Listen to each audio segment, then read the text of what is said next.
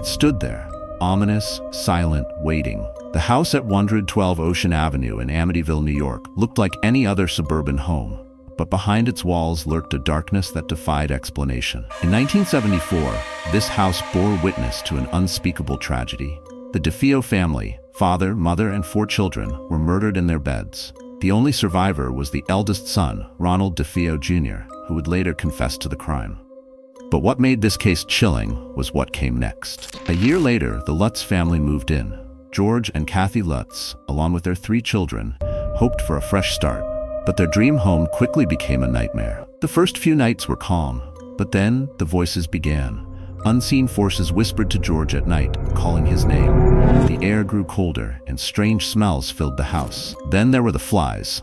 In the dead of winter, thousands of them appeared, swarming the windows, buzzing relentlessly as if drawn to something unseen. A priest was called to bless the house. As he sprinkled holy water, an unseen force attacked him. A voice growled from the walls, "Get out!" And so he did. The Lutz family couldn't take it anymore. On the 28th day, they fled in the dead of night, leaving everything behind. Whatever haunted the house had won. The Amityville Horror remains one of the most infamous hauntings in history.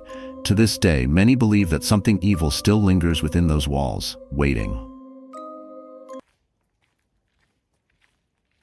In 1904, a young boy named Robert Eugene Otto received an innocent-looking doll as a gift. But this was no ordinary toy.